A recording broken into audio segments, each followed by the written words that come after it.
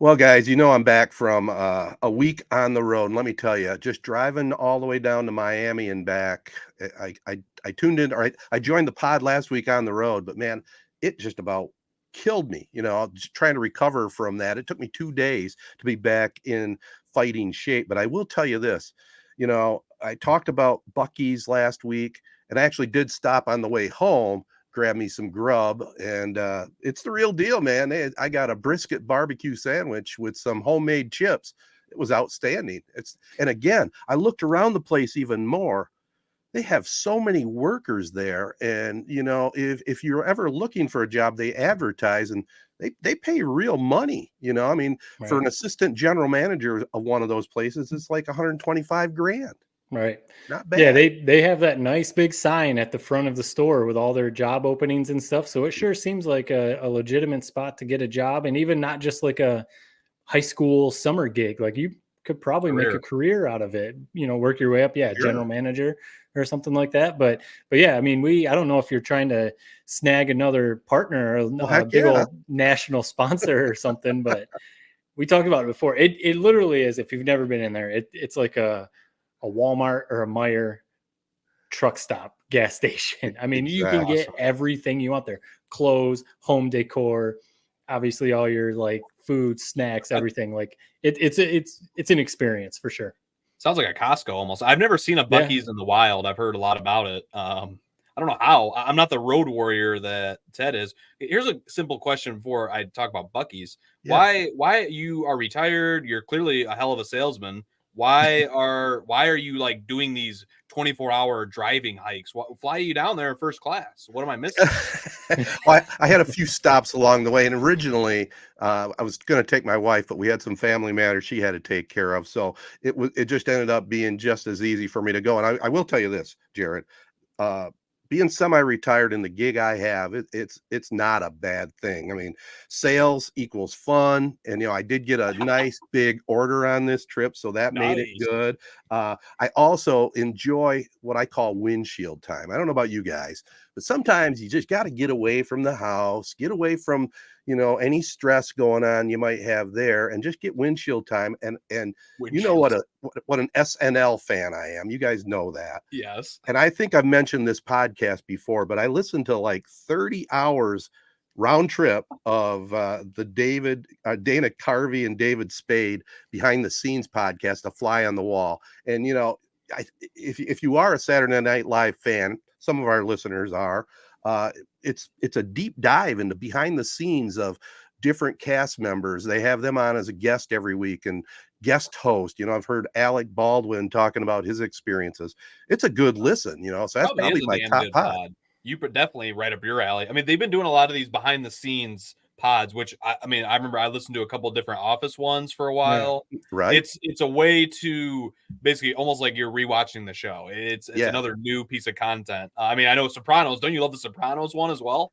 I haven't listened to all of it. Which one is the go-to one that you Michael would say? Imperioli, I thought had one. I thought. Oh, yeah, I listened to that entire Well, run. and then there's a new one that's Meadow and AJ Soprano have like a new one that's Sopranos related. So you have to dig into that one. But yeah, I, those are always great. I will. And we have a podcast. People listen to us in the car a lot, I'm sure. It's a great way to cruise down the road and kill time. I mean, it's entertainment. If you get tired of music, pop on your favorite podcast, and hopefully we're right there. I was going to tell you guys, I wrapped up my trip. It was Saturday to Saturday and ended up at Comerica Park. Jared and the boys, we hung out, watched the Tigers lose a heartbreaker 5-4. But I have to definitely second what Jared talked about a while back, and it might have to be a little bit to do where we sat, but it was so loud. The music pumped in that place. It's just unnecessary. It's too much. It's too much. It's too much. And you can even tell, because I haven't been to a game, obviously, in a few years, you can tell through a TV broadcast too, that it's too loud. Mm-hmm. I mean, like if they're trying to get some nat sound, some crowd noise and stuff, the music is almost overpowering the crowd. I mean, obviously right now, Comerica is not selling out, but yeah, even on TV, you can tell the music's too loud. Yeah, I don't know where I've been going back. I've actually been thinking about this a lot. it was a fun time at the game. Honestly, It was. the best time was at the card show, I thought. And in the tailgating, just in the parking garage. That was fun. I don't know. Like baseball games for me lately, they're leaving a little to be desired. Yeah. One, you can't follow the game. I don't know what happened in that game. I'm watching it, but like it's every time a ball is swung and hit, I think it's a home run. Then it's flying backwards and it's foul ball. We're in left field where you can't see the scoreboard. And notice how I noted last time we went, you can't tell what inning it was. You realize that was a problem as well. Ted, You're right? 100%. How they built that ballpark where they don't have bigger numbers for stuff like that. You seriously, Matt, we're sitting in left field and they have the two auxiliary scoreboards, that says the score. And then they all have right next to it, it has the inning. There is no way you can read that. Yeah. You can It's see like the arrow or something. You can see the arrow where it's either the bottom or the top. You can't tell what inning it is. There's definitely Comerica is one of those that it's very hit or miss. It's you got a great view when it's a nice summer night. You got the Detroit skyline. They've got all the concourse is nice with all the kids stuff for the kids and, the food and everything. And right downtown is cool. Right. But there's definitely some stuff that they could have done better. And I don't think anything's going to change anytime soon. They're not going to go through some major overhaul. I mean, the scoreboard was a pretty big deal, until they start winning a lot of games. They're not going to all of a sudden just like revamp the whole stadium. So a little sidebar, Jared talking about the tailgating, which was a blast, and we went out to the right field porch for a while. That was fun. It started to rain, so we scooted up back behind, got under cover, and we met a guy.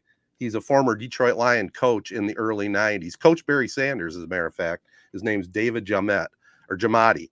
And this guy was a few beers in. He was giving us all kinds of backstory of Scott Mitchell and Eric Kramer and Wayne Fonts. I mean, I don't know if I'll say it here on this podcast, some of the things he was saying, but I'll share with you guys offline. He was pretty comical. And as we all know, you get a few brewskis in you and the loose lips. Has this been verified, or like or are you still just going off a word of mouth that he was a part of these steps? No, I looked him up. All right. Yep. I was gonna say, is this real, or like should you have got his number so we can have him on as a guest? I did get his number, as a matter of fact. That was the part of the game where I was like checked out. I was ready to leave. Yeah. I don't know. Am I fair in saying Matt? I don't know the last time you went to a baseball game, Matt, but it's something about it. It's like, I think it's what the part of the problem is. It's all about where you sit. And I mean, it's expensive to sit in the good seats. It's expensive to sit behind home plate. Where we were at and where we were at in right field, where we were at in left field, you don't know what's going on. The music's loud. The beer is expensive. I just think of the group we had, and I still had a great time. Would our time have been better spent on your pontoon? Doing, like at a bonfire? It just, sure. I don't know. I'm like, when you're at an NBA game, your eyes don't leave the floor. It's like, It's mesmerizing. Baseball, it's like, holy shit, can we speed this thing along? Well, I think part of our problem was, we had a group of 7 guys. I mean, if it had been 3 or 4 of us, I guarantee you we would have been sitting behind the dugout somewhere. We would have had good seats.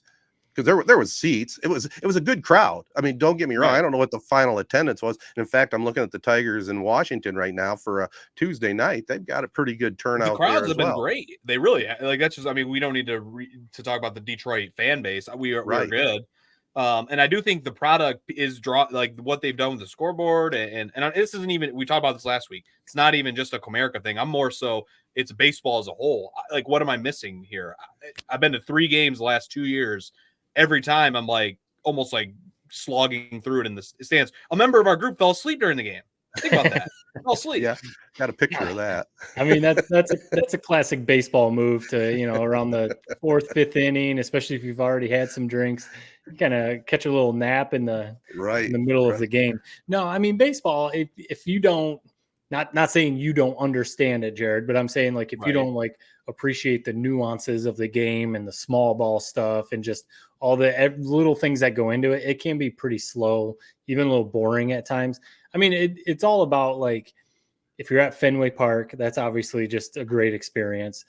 Ted, Pittsburgh, great experience, watching a game there. Or if you're watching 2 really good teams. If Tarik Skubal was starting the game that you guys were at, I'm sure you guys would have been locked in every single one of his pitches. Right. But if it's kind of little bit of a Right. and if the weather's not the best, or, some other stuff like that. Yeah, it can be a little bit of a drag. And the number one reason Jared laid it out, it's the seat location. I mean, if you're not sitting close to the infield, you're missing a lot. You're just missing a lot of real action because, like he said, even balls that are hit, you have a hard time picking up on it in left field. I don't know. I mean, go to Fenway or you go to Yankee Stadium and you sit in the outfield. I mean, it's a pretty cool experience. Even Right. Wrigley Field, you go sit out there in the bleachers.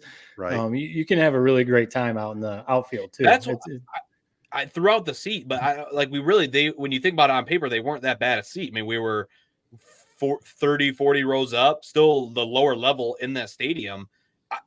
I think it's just baseball. It's baseball, man. I don't know what it is. And I love baseball. I love watching it on TV. I've last 3-4 years I've had a resurgence of love for the sport, but something about the in-person game experience is leaving a little to be desired, in my opinion.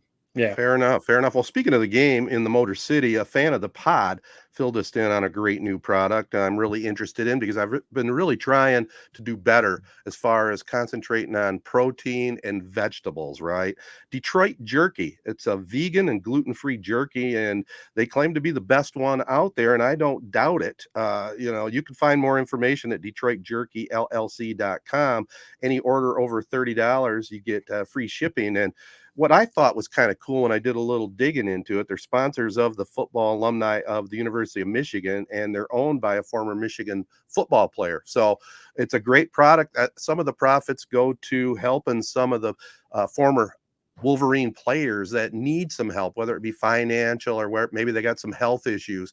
And that's a great cause. And, it might sound kind of funky being vegan and gluten-free, but I bet it tastes really good. I'm looking forward to trying some. Oh yeah. I mean, I've had some, I don't know if it was 100% vegan or 100%, animal free of animal product, but I've had some different variations of jerky. And I mean, if it's done well, it's really tasty. So, I mean, I'm sure this stuff, if they claim to be the best out there, I'm sure it's very good. So, Detroit Jerky. It sounds like something we should all check out. Yeah, and great name. Absolutely. Just very straight to the point. Detroit Jerky. Here's a silly question: are they? Do they have a brick and mortar store, or is it all online? It's online orders and also like at different convenience stores and shopping stores. So yeah, you can just look for Detroit Jerky when you're at your local convenience store, and it's all throughout Michigan and even nationwide. So it's an up and coming growing company. So give them a try. By the way, this is episode 316 of the 3 Point Podcast, and we are presented by the Memorial Healthcare Wellness Center, voted Shiawassee County's best health club and gym. Check out memorialhealthcare.org for details on everything they offer. Tell them 3 Point Podcast sent you. Also, our starting lineup of other partners include the ALS Association, AZee Branding Solutions, Jacobs Insurance Agency, Kori Shook and Associates Real Estate Services, Nelson House Funeral Homes, Rivals Taphouse and Grille, and Success Group Mortgage and Servicing. We're going to jump back and take one final look. We said it last week, but there's still a couple things going on as the high school sports season wraps up. So we'll take a look at the Prep Spotlight presented by the Jacobs Insurance Agency right after this.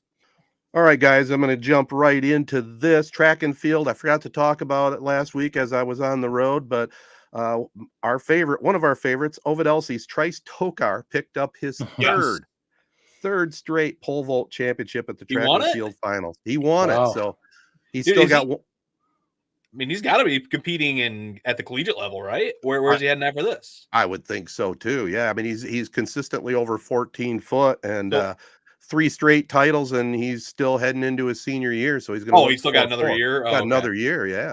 Thank God. I thought that was going to be the last time that his name was uttered on this podcast. I'm glad we got another year of it. New Lothrop won the D3 baseball regional championship 2-0 over Hemlock, but lost the quarterfinal to Detroit Edison 12-4. Alex Hennigy tossed a complete game shutout in the regional championship game. New Lothrop's Mallory Hero in softball won 2 games in their D3 regionals, 7-4 over Lakeville and 3-2 over Cass City in the regional final. I think they were playing here as we started to go on the air. I don't know. They were behind 2-0 to Clare, so I don't know how that one ended up. Owasso lost in the regional semifinal to North Branch 4-3. Lexi Hemker went 2 for 4 with an RBI. Now, any news from Perry, Matt? Yeah, so Perry obviously as a team didn't have the success that they wanted. They didn't make it very far in the playoffs, but had a pretty solid season overall. But my nephews play for the team. We've talked about him before. One nephew is a junior, so he'll be back next year. Other nephew is a freshman, Brady and Eli. Brady's the junior, Eli's the freshman, so they'll both be back on the team next year. But Brady really had a great season. I mean, I'm sure he is going to be looking forward to next year because he'll be full go. I mean, senior, coming back for a big season. But he texted me some of his awards. So they had their banquet, and I was keeping up. I knew he had a great season, but I didn't realize he was racking up these kind of awards. He ended up on the season hitting 5'11", which is pretty good. That's a real high school deal. level. You're on, and that's not to count walks. And, so his on-base percentage obviously higher than that, counting walks and everything. I think he even had quite a few hit by pitches. So, you're on the base quite a bit when you're hitting 5'11". But he ended up, so I'll just read his text. He said he's second team all conference, and he was one of 46 nominated players in his conference to make the all district, and one of 5 of the 46. Let me read. So 1 of 5 out of 46 to make the all regional team. So he made all district, all regional, Nice. all second All team, conference. all conference, and ended up hitting 5'11". His big goal is to break every record that he can. I mean, he's like, I want to break all the records that I can. So I asked, so did you get any of those? And the big one he wants to break is stolen bases. He didn't get the stolen base record that he wants, but he still got a senior year to do it. But he was second on the team in hits, 4th in runs scored. So just trying to give him some love because he had a great season, and he's going to be looking forward to that senior year. After you have a great junior year in whatever sport you play, you're going into your senior year and you're just like ramped up, ready to go. Pretty confident. Yeah. He needs the stolen base record. He needs it. Yep. So he said he'll take any walk, hit by pitch, whatever, because all he wants to do is steal bases. Well, that goes to show you, though, that in high school sports, when it comes to all league awards, the wins matter, because the kid with a 5'11" batting average, second team, that's kind of astounding, really. Yeah. That's a great award still, but right. The runs scored and stolen bases and everything, but yeah, they were only around basically a 500 team. So not the amount of wins, but they'll be back ready to go. Go Ramblers. And by the way, I wanted one more I was going to throw out, not to cut you off, Ted. No. So one of my other nephews, to give a little more love. So when we were interviewing Scott McNeil, Gus Macker himself, I mentioned my nephew Jaden, who goes to Lanesburg, and he's all hyped up right now because this upcoming weekend is the Gus Macker up in Ludington. Right. And his team, I mean, they've got full on uniforms, jerseys, shorts. I mean, they're ready to go. This past weekend, though, was Kerwood there in Owasso, and the 3-on-3 was back.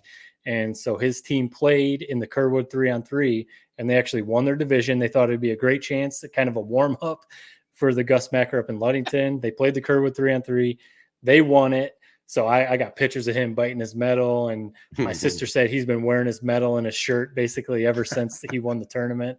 I bet you he's going to wear his medal up to Ludington and show it off before Gus Macker starts. So yeah, Jaden and his buddies from Lanesburg, they're having a good time right now playing some 3-on-3 ball. Yeah, wear his medal up there, do the little intimidation to the other teams. Exactly. Right? Did they take Scott McNeil's advice basically to rig the tournament so that they could get into a lower weight and age bracket, or did they? I asked my sister if he listened to that, and she said that he didn't really want to do that. He wants to play it straight. He wants to win. I guess the right way or whatever. Right. But his team name is And One, and I wasn't sure. I had a team name. So back in my day, And One was a really cool brand. I mean, obviously there's the And One, basketball, you get fouled, you score And One. But, And One, I don't even know, Jared, if you remember the brand. Oh, are you kidding me? The mixtapes, it was, it had staying power. It was still around when I came through.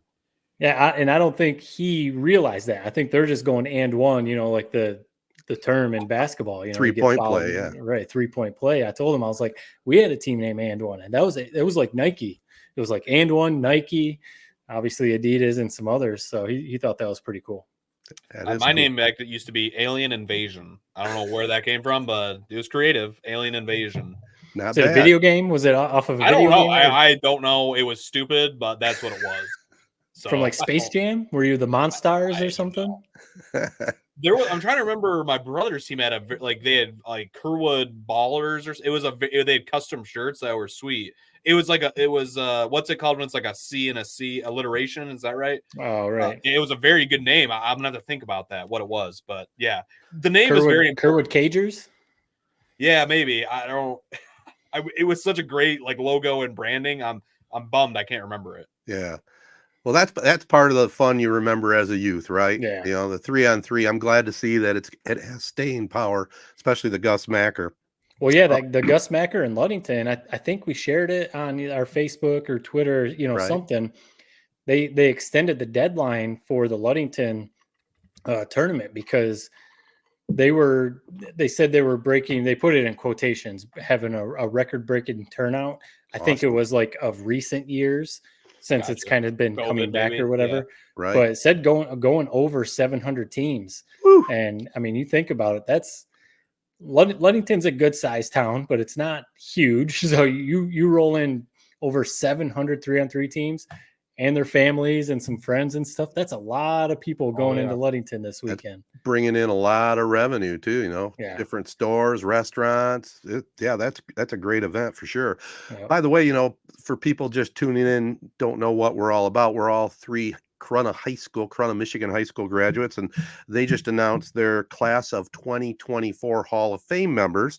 And just to quickly go down the list, they've just announced that they're going to be inducting coaches Dick Moffitt and John Wilcox. Both those guys were in my day and age, boys, and well deserved there. Dick Moffitt, mine too.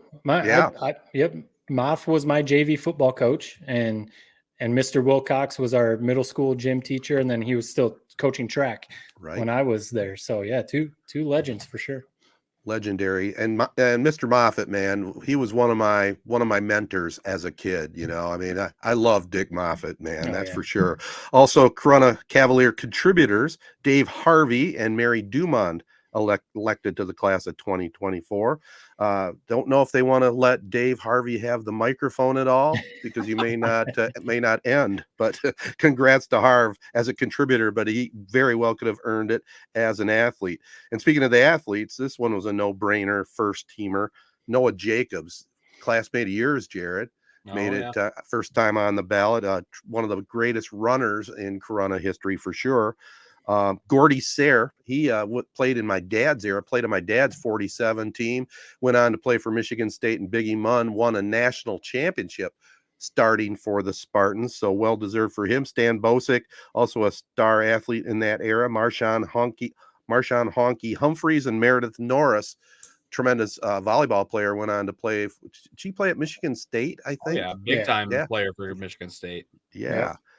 And then for teams, the 98 and 99 track and field state championship teams will be inducted, and the 1966 undefeated football team.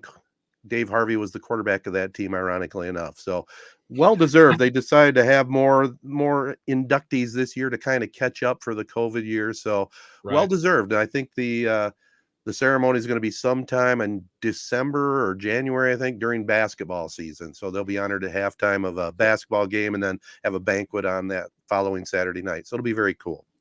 It'll be cool to get some of the old timers together, and even like the 98, 99 track teams, see if a bunch of them haven't been back in Corunna in a while or something like that. A little bit of a reunion. Absolutely. And I mean, not to plug, Jacobs Insurance is the sponsor of the Prep Spotlight. Noah Jacobs, obviously, very fitting. Very fitting for him to be announced on this section of the podcast. But yeah, that, like you said, no brainer. I mean, absolutely. I mean, literally, when you look at his resume, when you start going down there, I mean, it's just like the minute he's eligible for the Hall of Fame, put him in. Yeah, no brainer. And he ran collegiately for the University of Wisconsin, so that's not too shabby either. Yeah. I would like to catch up with him sometime, maybe on this podcast, and get some of his thoughts on actually running in the Boston Marathon. We talked to him when he qualified, but I'd like to get some of his impressions of what it was like being in Boston. I say this jokingly. It seems like the criteria to get into this Hall of Fame is, did you run track check. And did you wear a leather helmet when you played football? That seems to be No in between. If you have one of those things going for you, man, you're going to get in this Hall of Fame pretty quick. Well, I mean, anyone who doesn't know, Corona does have a pretty good history of either cross country or track, so probably have a lot of success there. But then the leather helmet thing. There's a lot of mythical stuff about the Corona football program. Some state championships that maybe we don't really know about. Maybe some of those records that Ted rattles off. It's kind of whether there's video or not. Who was taking the statistics back then? So. Well, one thing for sure, maybe the records aren't 100% accurate, but the win and loss record is. That's for sure. Here's I guess my one thing. 66 team, congrats, and we can move on. Oh boy. Ted, you're the czar of Corona sports and history. I have never once heard you utter the word 66 with any sort of memorable. I've never heard of that team. So I guess, can you, for the listeners like myself, why are they getting in? What's so special about them? Well, I mean, as you know, I grew up right across from the football field. I was 10 years old when that 66 team was there. So, I mean, it was right I wanted to be a water boy. I wanted to be one of the managers of the team.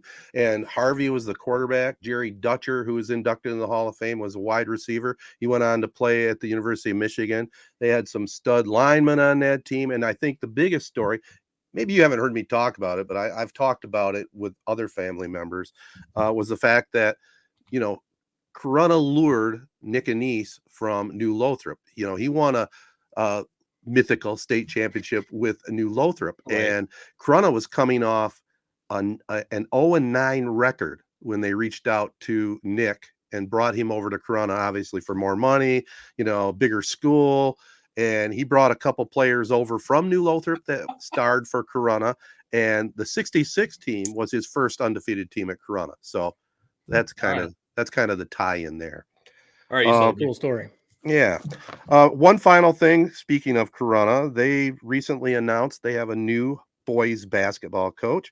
Chris Mustaine is the new coach. He comes with a pretty decent resume, over 20 years of coaching. He'll be teaching PE, and his most recent head coaching stint was at Lansing Christian, where he took that team to the Breslin Center in a semifinal appearance in 2017. So don't know a whole heck of a lot more, but does seem to have good credentials, and hopefully the kids work hard for him and they can have some good success. So congratulations. Welcome to the Cavalier family, Chris.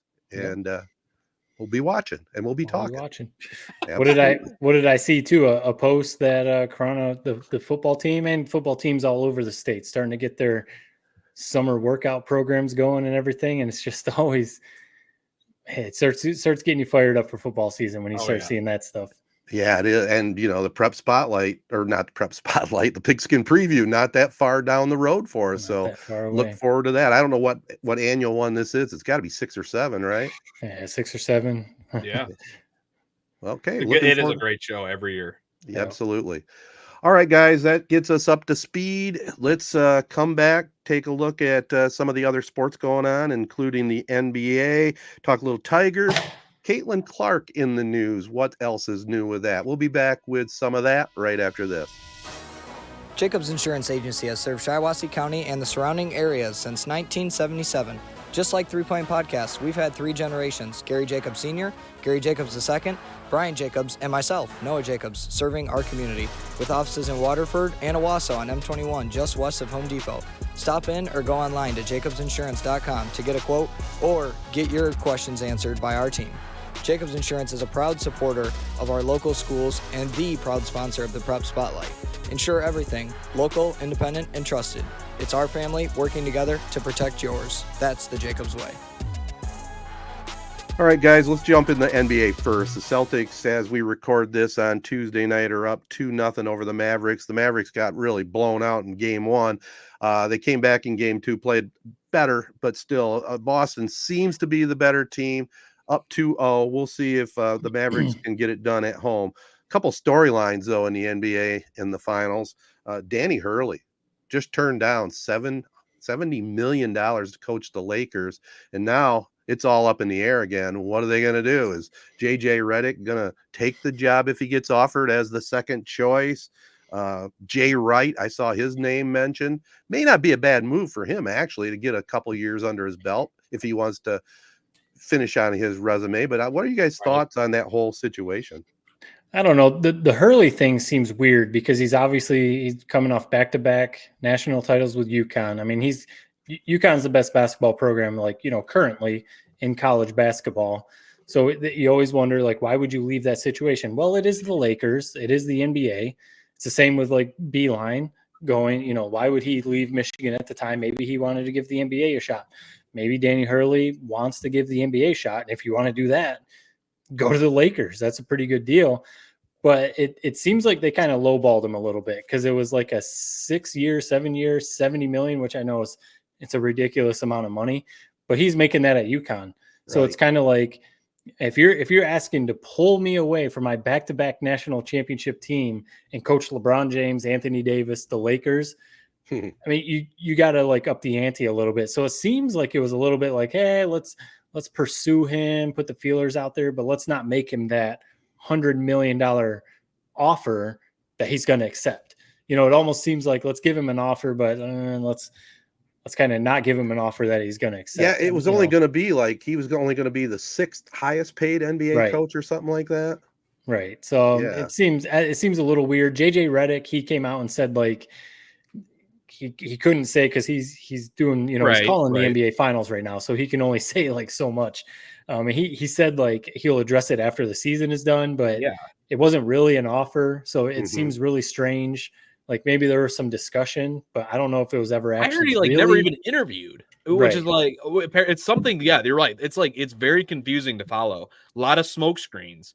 And with that clip you're talking about, I think it was on like wasn't it on Golik's show? Yeah, and it was like basically a shot at Shams almost, or it was like Shams had something to do with it. And then Woj, obviously, he's got the connections to Hurley from his time back when he was an author writing, Miracle of St. Anthony with Danny Hurley's dad.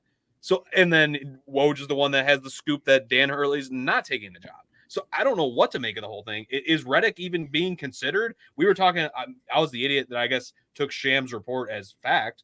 Like, I thought it was a done deal. He's the coach. Now I'm hearing like what you're saying, Matt. It's like, did he even interview? Did they even offer him a job? Like, what is going on? Yeah, it's strange. And I saw something today that since Phil Jackson, no Lakers coach has been there for more than 3 seasons. So it's not just a LeBron, in his stint with the Lakers. It's been since Phil Jackson. The Lakers just can't find, a long-term solution because, I mean, it's in part that happens in the NBA in general. You kind of have a very short window, but it's also like if you don't win right away with the Lakers, you're not going to stick around. So it's kind of odd. Well, here's a take for you, and I'm not 100% joking on it either. It's happened before. I think LeBron should just be a player coach. Have a good assistant coach and let him be the player coach. Yep. Jokingly, but they should draft his son, draft Bronny, and let LeBron coach, and hire some good assistants. Right. But why not? He's only going to be there another year or two, and it seems like anyway when they have a coach, LeBron is still basically the coach. Exactly. So give him the title. Say, hey, here you go. Hey, Bill Russell did it, and he won an NBA championship. That's why I would have loved to have actually like I think it was smart for Dan Hurley not to take the job. Yeah. I do think he would have translated well to the NBA, and I think he's a guy like we've seen his dad, the ultimate like hard ass like. Dear God, I would not want to play. I would want to play for him, but I would be petrified to play for him. Like, and I think like if somebody's gonna stand up to LeBron, it's like Dan Hurley. It's like, dude, like they and that was also the bummer. Is like if they would have invested a little bit more money in what they tried to give him the contract, then it would be a little bit harder to fire him if LeBron was like, I don't like him. I don't think LeBron would have not liked him. I think it would have been a good fit. Just I don't know. I'm happy it didn't happen because I think, like you said, no coaches lasted longer than 3 years before getting fired. So I don't know, and we'll see. Yeah, and it doesn't he seem to be more though of a college coach to you? I mean, I'm not saying he wouldn't succeed in the NBA. Who knows? But it's like you think about UConn. It's like yes, he's kind of this like not like dictator type coach, but I mean, look at their offense. It's like this poetry in motion, offense. Apparently, a lot of that to do with Luke Murray, Bill Murray's son, who's like kind of the offensive innovator for that staff. I guess. I think it would translate. It's like he's a damn good coach. He demands respect when he walks into a room. I think it would have really worked well. So I think the Lakers should be kicking themselves. If he was actually pondering it and was willing to do it, and maybe they just didn't quite give him the right offer to make him do it, then they should be pissed at themselves that they didn't quite get that one done. Yeah. Yeah, especially when they end up just what's the term, kicking the tires, or going back and just finding some coach who's been fired 20 times and just getting some guy to come sit on the bench basically and get yelled at by LeBron. It's an interesting job because it is the Lakers. Yep. And I mean, LeBron James was still all NBA last season. It's still LeBron. Anthony Davis basically played all season. He was all NBA. They have some good role players. So like you have a short championship window with LeBron James with the way that he's playing. They need to make they need to improve the roster a little bit, but it is really interesting. If you want to just dip your toes into the NBA, go coach LeBron for a couple of years. And if it doesn't work out, all right, move on. But I don't know. But yeah, you guys have any last thing? Like, I am fascinated by the Redick thing. If Redick is not hired as the coach, what the hell was all that for? I don't understand it's just so confusing to me. And I can't wait. I almost want the finals to be a sweep. I mean, the finals have already been a dud. We glossed right over it, man. I don't know. I'm not sure. Dallas needs to figure this out. Porzingis' injury obviously is going to be key for the rest of the series, but it's just been not great games thus far. Right. So hopefully we can get a better one. But yeah, JJ Redick, I don't know what the hell the deal is with that. I'm very fascinated to see where that goes. Yeah, one of the top storylines of the NBA Finals to me, Doris Burke. I mean, she is outstanding. I mean, finally getting her opportunity to be the first female to broadcast an NBA Finals on national TV. I mean, she does a great job. I mean, she knows what the heck's going on. It's a pretty good combo they have there too. Redick does a nice job as a sidekick, and obviously the play-by-play guy is good at Breen, as good as it gets. Bang. Yeah. Where is it, Breen? Yeah, it's Breen. Yeah, Breen. Yeah, Mike Breen. He's fantastic calling NBA. Obviously, I like JJ Redick. It's a really good crew because they play off each other really well.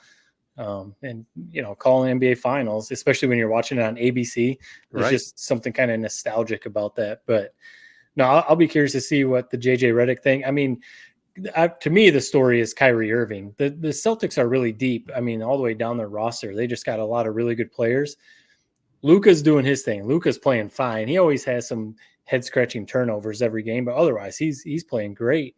Yep. Kyrie Irving just hasn't shown up yet, and I mean that's a big part. That's the Mavs. When Luka does his thing, he's going to get whatever he does. They need Kyrie to score his 22, 24 points or whatever, and he's just not doing that. And then you always hear about the role players on the road don't play as well. So we'll see Game 3 back in Dallas. Yeah, maybe. If they win that, it at least makes it interesting. Obviously, if they lose, it's over. To me, it's been like a really fascinating finals or a fascinating playoffs. Just seeing how it really I feel like it's never felt that way before. It's like the best team's just going to get to the finals. It feels so much like matchups have been so important. Mm-hmm. Like I felt like the Mavericks were a horrible matchup for the Nuggets. The Nuggets, I think, would have been a horrible matchup for the Celtics. I think the Celtics are a horrible matchup for the Mavericks. It's like I just think it's all about how it shaped out. And what we're seeing, I mean, the Celtics, Drew Holiday, underrated addition of the entire season. Yeah. The Celtics really did upgrade themselves from last year. Obviously, it's a bummer that Porzingis is hurt, which has always been the problem with Porzingis is can he stay healthy. But just on paper, looking at them from last finals to this year, wow, they look like a totally different team. And Mazzulla is showing his coaching merit. I mean, damn, this whole three-pointers things, half their shots are three-pointers. I mean, it seems to be goddamn working for them. So it is. They look good, no doubt about it. And all the way back to, if you go way back to the first round, the Lakers, we talked about them. If they were matched up with probably almost anyone else, they might have won the first round, but they just can't beat the Nuggets. Yeah. If they would have played anyone else, they might have made it to the second round. But it's funny, each round somebody else looked like unbeatable. First it was the Nuggets, then the second series like the Timberwolves. Holy shit, where'd they come from? Then third series like the Mavericks. How the hell are the Celtics going to beat them? Now it's Celtics. Like who the hell's going to beat them? Yeah. So it's been kind of a fascinating playoffs. Been a little underwhelming, I think, but there's still a lot of games to be played. I mean, if Dallas can win Game 3. Makes it interesting. Yeah, I think you're going to see a different Kyrie in Dallas than Boston. I think the whole atmosphere in Boston probably got to him a little bit. Seems like it coming home. In hockey, just, looks like the Florida Panthers are on their way to a Stanley Cup. They're up 2-0. They look really good right now against Edmonton. In baseball, we talked a little bit about the Tigers. Tarik Skubal, geez, he is definitely on his way to a potential Cy Young and an all-star game start, probably. Thing that blew my mind, I did not realize he's throwing this kind of heat. 101.7 he had on the radar gun his last outing. I mean, man, second fastest behind Paul Skeens for starters, right? In the MLB. A quick trivia question for both of you: can you name the 3 other Cy Young winners in Tigers history? And obviously, the year. Bonus points if you can get the year. Well, McLean, obviously Justin Verlander, right? Did Jack Morris 68? Who was yours? McLean 68. I don't think that's true. He didn't win the Cy Young of 31 games. You got to be kidding me. Let me triple check that. Maybe make sure I'm right, but I don't think that's right. Then there must not have been a Cy Young award. I mean, yeah, right. Well, that's like Hal Newhouser won back-to-back MVPs right in 44 and 45 because there's no Cy Young. I don't think in 60. You're right. God damn it. Yeah, 1969 he won it. Okay. All right, so there's 4 of them. So can you name the other 2 outside of, you got 2 of them. Can you name the other 2? So Jack Morris? Did Jack Morris win one? No. Doyle Alexander? So Verlander just won. Yes, Verlander's won, and obviously no one through the 90s won one. Right. No one in the early 2000s anyway. And Scherzer pitched for the Tigers the whole year? Yes. That's a good one. Give us an era. Mickey Lowe. I mean, obviously, okay, you threw out Scherzer. So Scherzer, you guys aren't going to this guy is somebody I feel like I never hear about, but he was on the championship team 84. I mean, come on, he's Cy Young winner in 1984, Willie Hernandez. Oh, forgot all about that. Come on, Ted, that should have been yours. Yeah, come on, man. Yeah, that's you're slipping a little bit. Well, it threw me being a reliever. I wasn't even thinking in that mode. Wait, was he really? How does that work? I didn't even know that a relief pitcher could win the Cy Young. Yes, he was their closer. Interesting. All right, that's a fast. So I learned something today. I like Skubal because he's similar to like Jack Morris, where he's got that fire about him. Yeah. Pitcher's pissed off. I mean, even he was like going back and forth with the umpire on Sunday's game. He's just a bulldog, strikeout master. I mean, he is built like a brick shithouse, I will say. Like, he should be starting at defensive end for the Detroit Lions. He's got some arms in the MLB. He is huge, and he's been fun to watch. Hopefully he keeps it going, man. Even, the Tigers, still 500 squad. An improvement from last year. But when you got a guy like that pitching every, 6 days, it's like it keeps you coming back at least once a week to watch them play. Yeah. So it's been cool to see him have this season when he didn't pitch until July last year. He's battling injuries last couple of years. So been cool to see. Well, unfortunately, they're at 500 and the Guardians are 20 above 500. Think about that. So really, the Tigers have not under exceeded expectations. This the division has ended up being like, what the hell is this? Like the best division in baseball by record. I know. So that's really kind of swayed people's minds on the Tigers, I think. You're right about that. Also, one final thing on the Tigers. Finally, they figured out how to get Javi out of the lineup. They put him on the 10-day injured reserve. I don't know if that was a real injury or not, but he needed to rest for a while. It might be a mental health injured reserve type of thing. Because they obviously, we talked about, they sent Torkelson down to AAA, and he's actually doing well in AAA. So he's going to be coming back up at some point. We'll see if this stint with the Mud Hens actually helped him out. It's too bad about Baez too.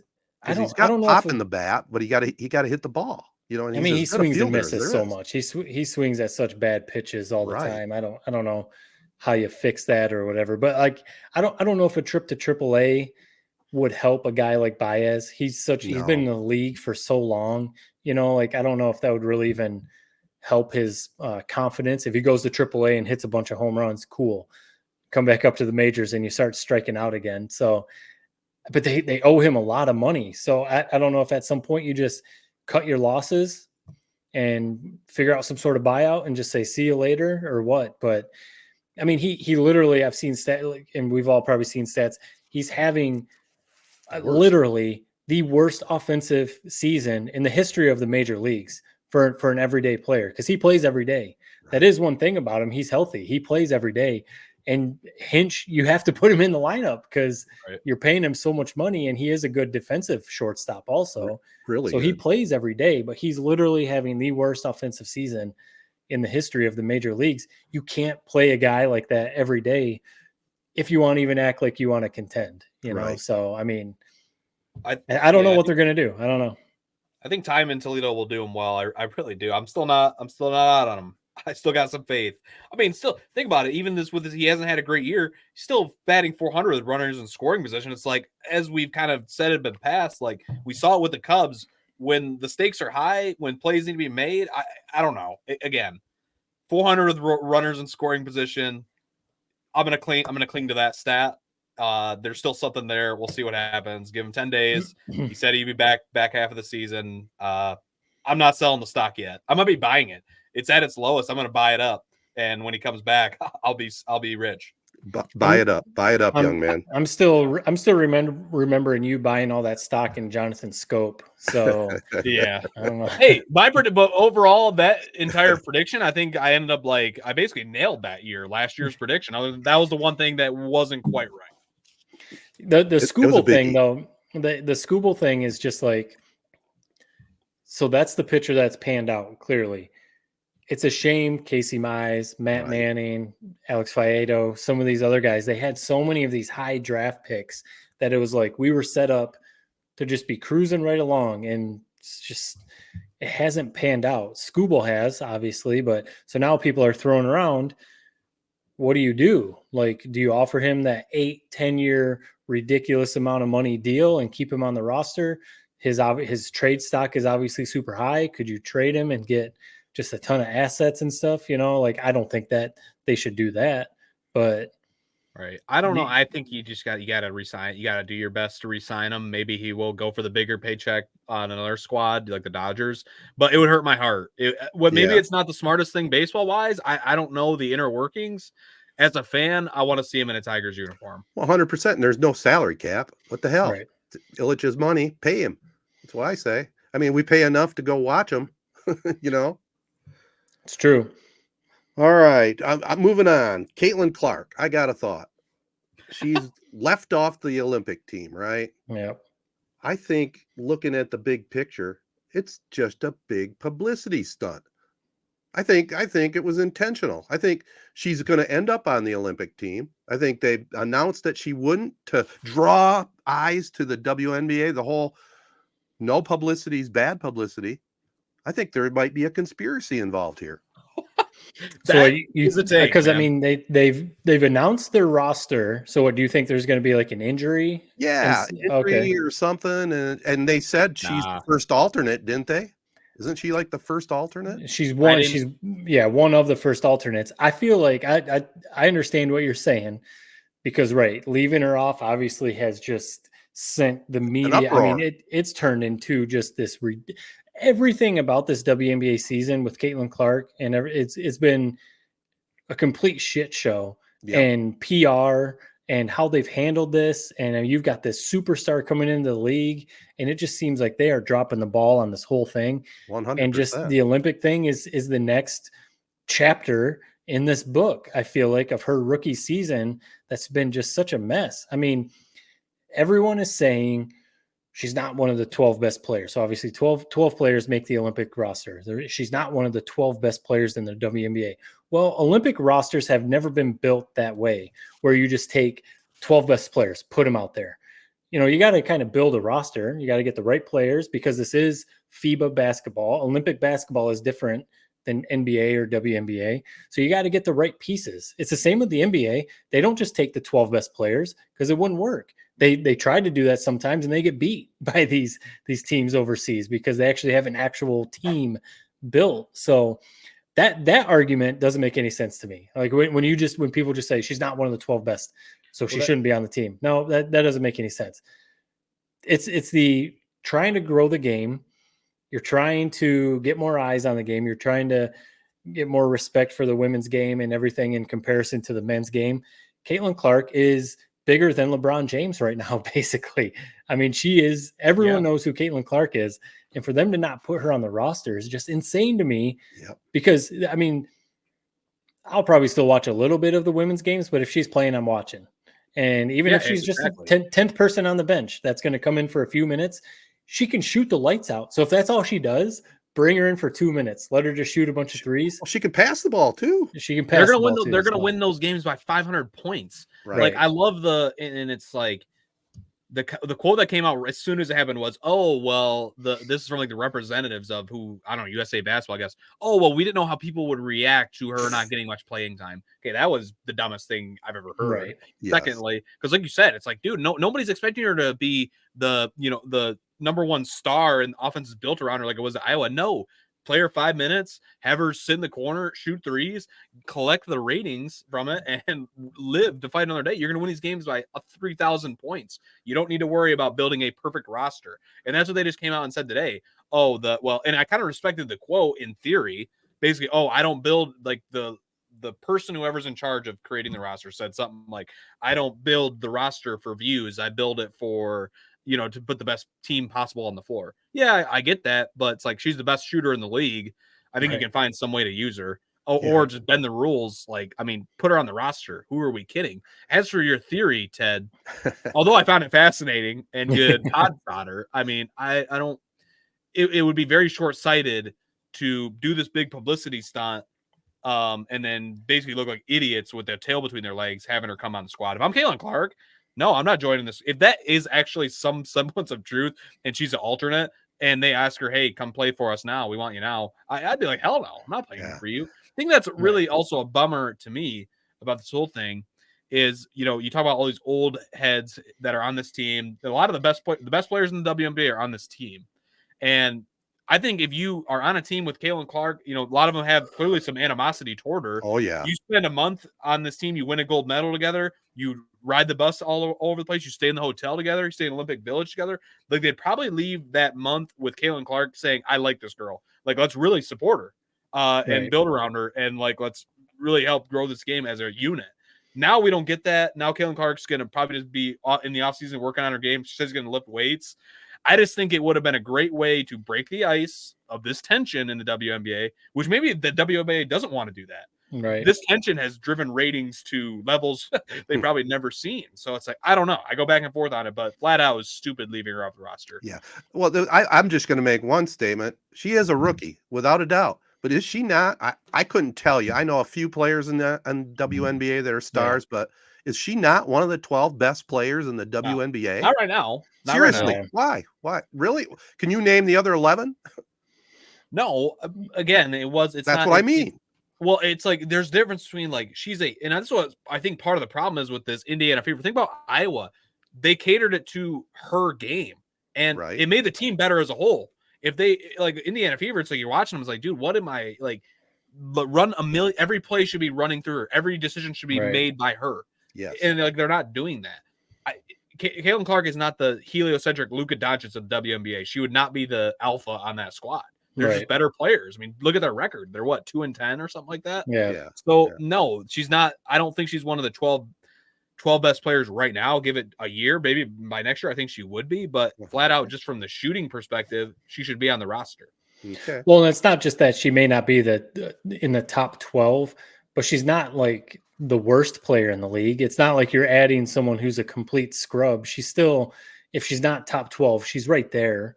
So, you're adding a player who's a sharpshooter, who can pass, and, is, even if she's only playing 2, 3, 4 minutes a game, like, she's going to bring something to the team. So, but if anything, she's going to bring a lot of eyes to the games, So, I hadn't thought about like what you said, Jared, almost force these people to become friends, like say, hey, remember the Titans, man. We're putting her on the team and you guys are going to like her because she's going to be the star of the league for the next 10 years. So you guys better like her because she's going to be on the team, or it could go completely south and they end up basically hating her after spending a few weeks with her. This is what's fair. If they didn't like her after a month, like, I don't know Caitlin Clark, she seems awesome to me, like a good person. But like, let's say they give her a fair chance, a whole month with her, and they still have the same opinion on her.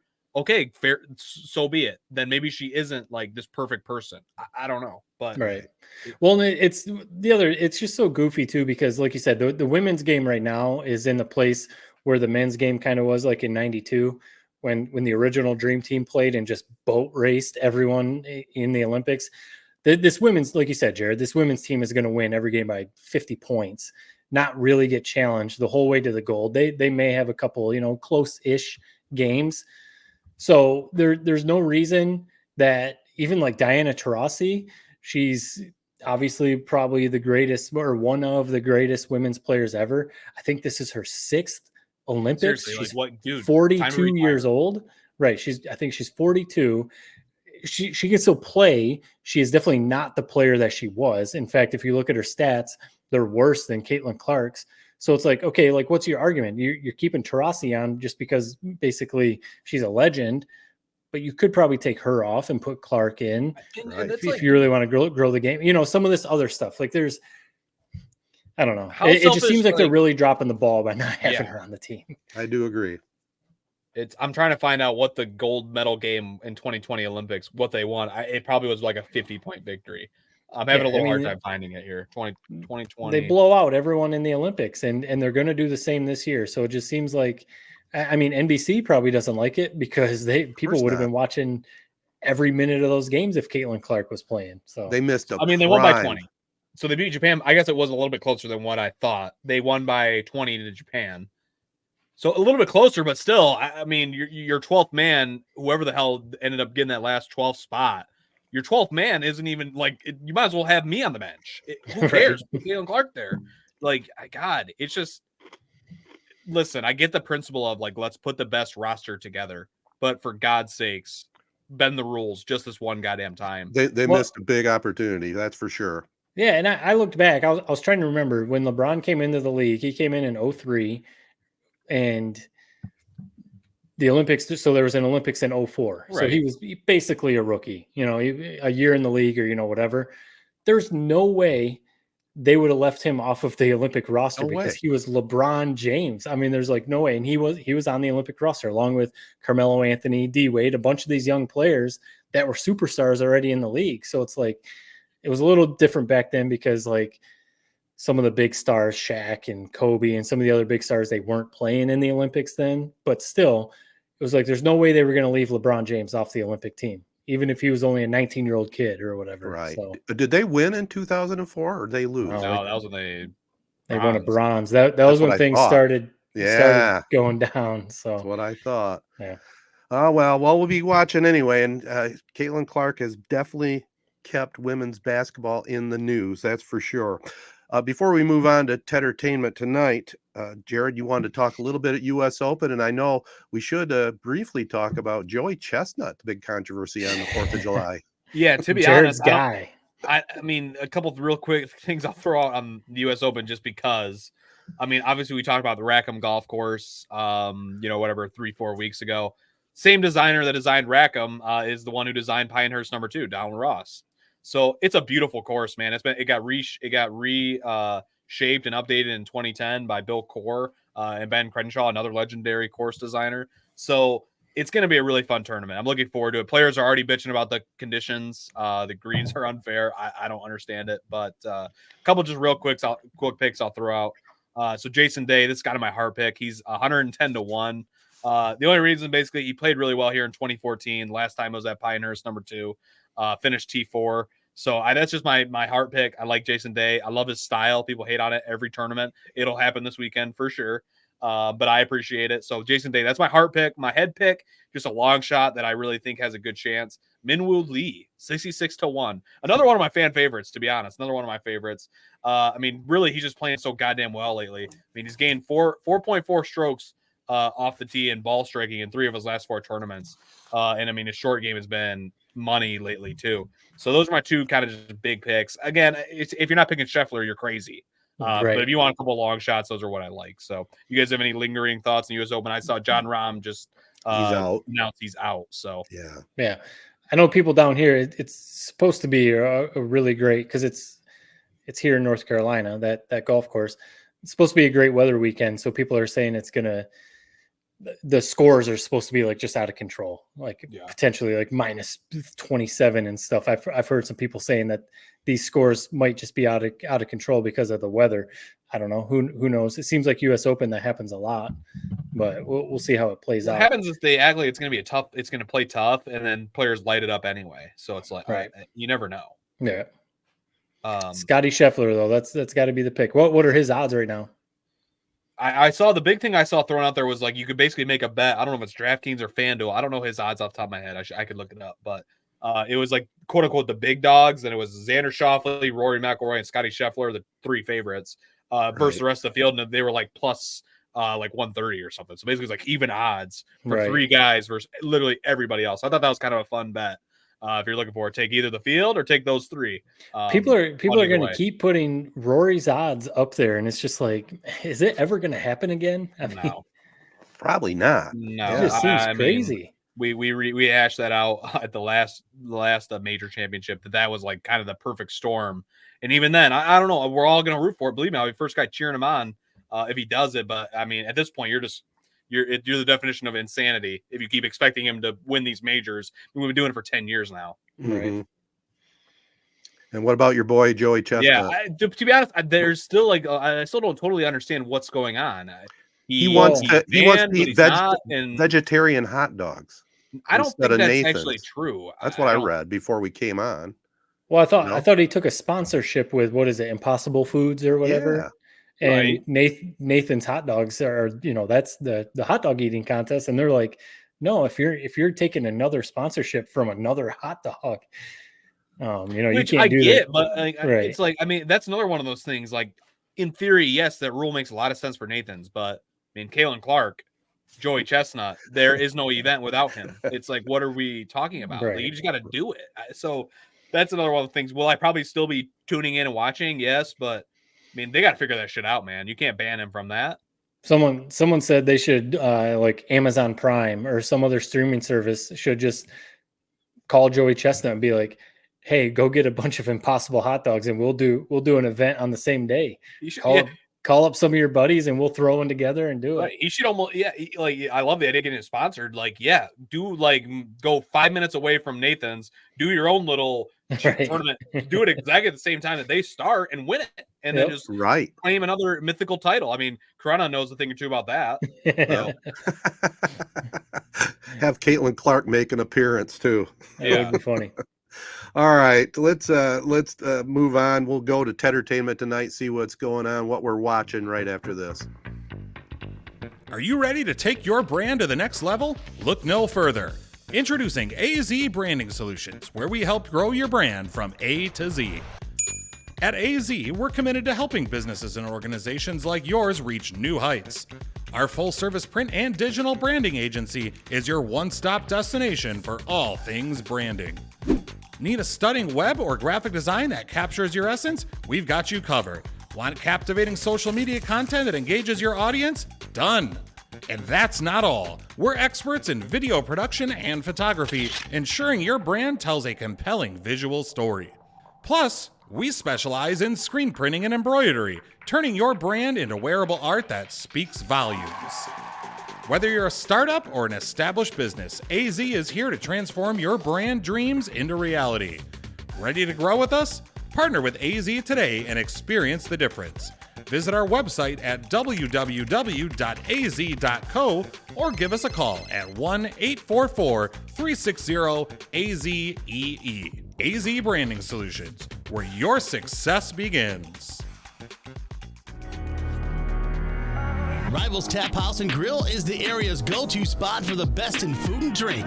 Meet up with your friends and catch your favorite sporting events on over 20 high-def flat-screen TVs. And our 120-inch projection screen. Rivals can handle your large or small parties and is an awesome spot to put on your fundraising events. Weekly food and drink specials including gourmet burgers, wings, pizza, homemade soup, and salads. Rivals also stocks a large selection of craft and domestic brews. Rivals Taphouse and Grille, the official gathering spot of 3 Point Podcast, located on the corner of Shiawassee and M21 in Corona.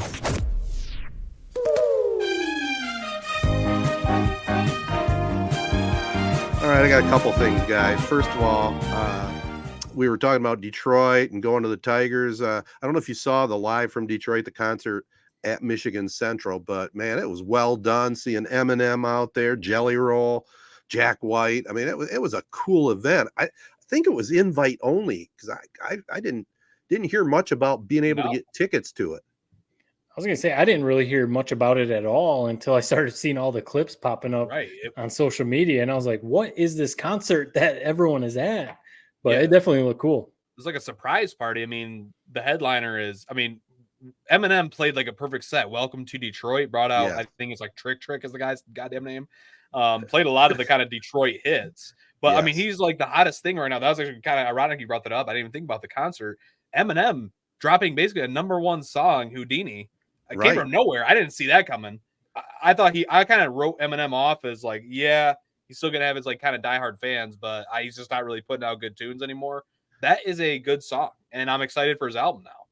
He's back, man. No, he's not back. I know as far as dropping music, but he's never left. He has every record basically for music sold. I mean, he immediately took the #1 spot on like Spotify and all the streaming services. He broke the record for even like YouTube views for the music video when he put it out. I mean, Eminem really,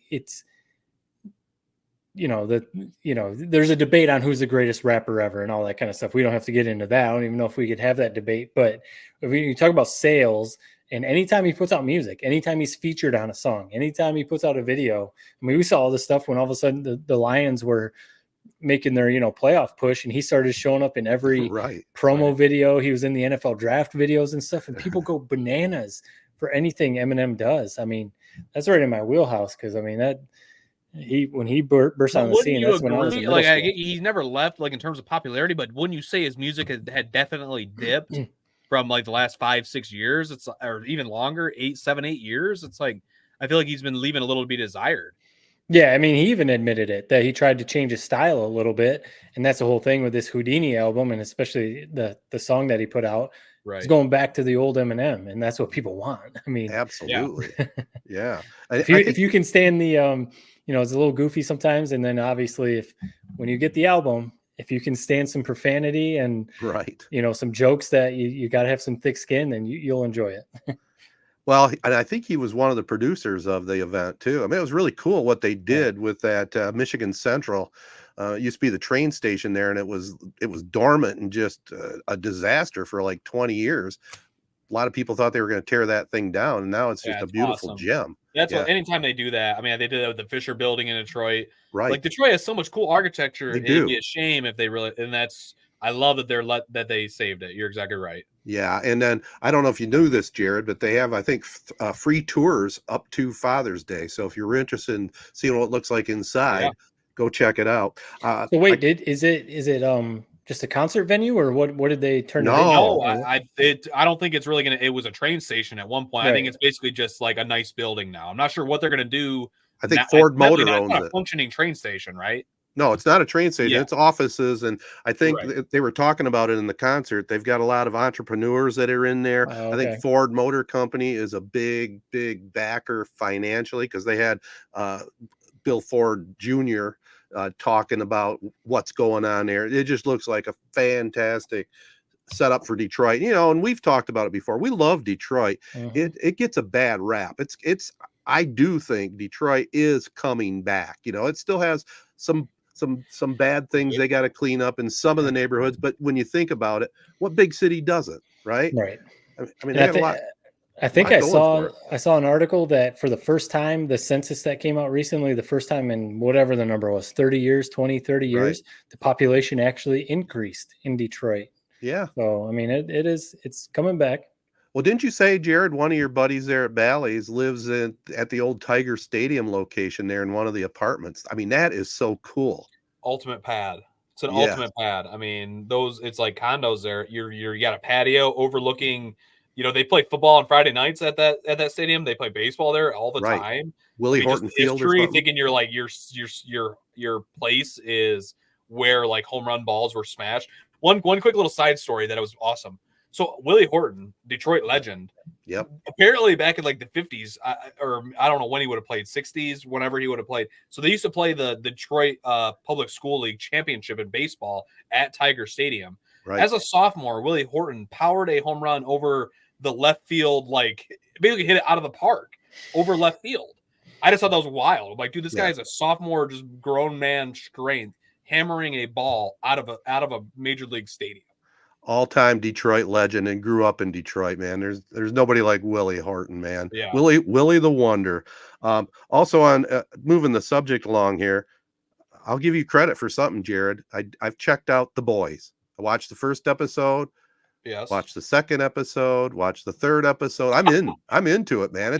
It's a great concept. I actually didn't think you'd like it, to be honest. No, I liked it because it's superheroes, but with a twist. I mean, it's hard to describe it without giving away all the plot, but it's basically the superheroes are the villains, right? Right.